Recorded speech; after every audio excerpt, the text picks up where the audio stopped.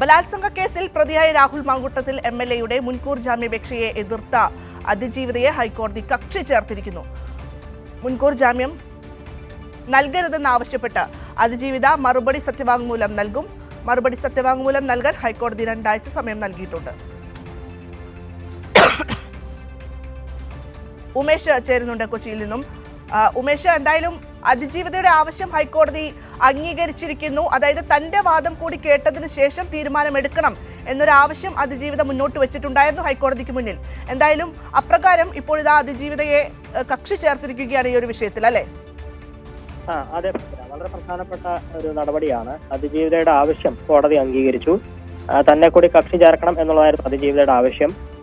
ഈ കക്ഷി ചേരാനുള്ള അപേക്ഷ കോടതി പരിഗണിച്ച വേളയിൽ അതിജീവിത അറിയിച്ചത് തനിക്ക് ഈ സംഭവത്തിന് ശേഷം ഈ പ്രതിയുടെ അനുയായികളിൽ നിന്ന്, പ്രതിയുടെ അടുപ്പക്കാരിൽ നിന്ന് തുടർച്ചയായ ഭീഷണിയും മറ്റും നേരിടേണ്ടി വരികയാണ്. തനിക്കെതിരെ അധിക്ഷേപങ്ങൾ അവർ തുടരുകയാണ്.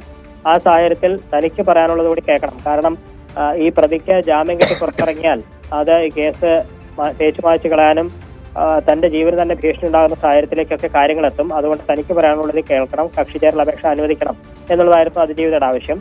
ഈ അതിജീവിതയുടെ ആവശ്യം കേട്ട ശേഷം കോടതി ആവശ്യം അംഗീകരിക്കുകയായിരുന്നു. ഇപ്പോൾ കക്ഷി ചേർത്തിട്ടുണ്ട്. ഒപ്പം മറുപടി സത്യവാങ്മൂലം നൽകാൻ ഹൈക്കോടതി 2 ആഴ്ച സമയം അനുവദിക്കുകയും ചെയ്തു. കാരണം മുൻകൂർ ജാമ്യം നൽകരുതെന്ന് ആവശ്യപ്പെട്ട് അതിജീവിതയ്ക്ക് മറുപടി സത്യവാങ്മൂലം നൽകാം എന്ന് കോടതി ചൂണ്ടിക്കാട്ടുന്നു. അതിജീവിതയുടെ ആവശ്യം അംഗീകരിച്ചുകൊണ്ട് മറുപടി സത്യവാങ്മൂലം നൽകാൻ അനുമതി നൽകിയിട്ടുണ്ട്. അതിന് 2 ആഴ്ച സമയവും നൽകിയിട്ടുണ്ട്.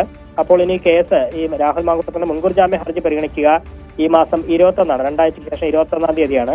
അതുവരെ രാഹുലിന്റെ അറസ്റ്റ് കോടതി താൽക്കാലികമായി തടയുകയും ചെയ്തിട്ടുണ്ട്. അതായത് അറസ്റ്റ് വിലക്കിക്കൊണ്ടുള്ള താൽക്കാലികമായ ഉത്തരവ് അതിന്റെ കാലാവധി 2 ആഴ്ച കൂടി നീട്ടി. അതായത് ജനുവരി 21 വരെ രാഹുലിനെ അറസ്റ്റ് ചെയ്യരുത് എന്നുള്ളതാണ് ഇപ്പോൾ കോടതി അറിയിച്ചിരിക്കുന്നത്.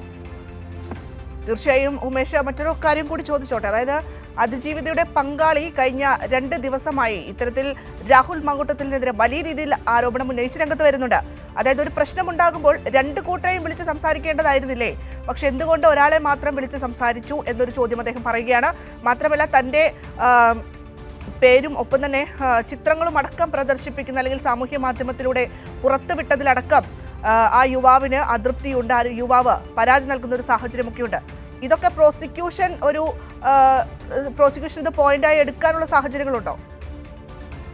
പ്രോസിക്യൂഷൻ ഈ രാഹുൽ മാങ്കൂട്ടത്തിനെതിരെയുള്ള തെളിവുകൾ കൂടുതൽ സമാഹരിച്ച് അതായിരിക്കും കോടതിക്ക് മുമ്പാകെ എത്തിക്കുക.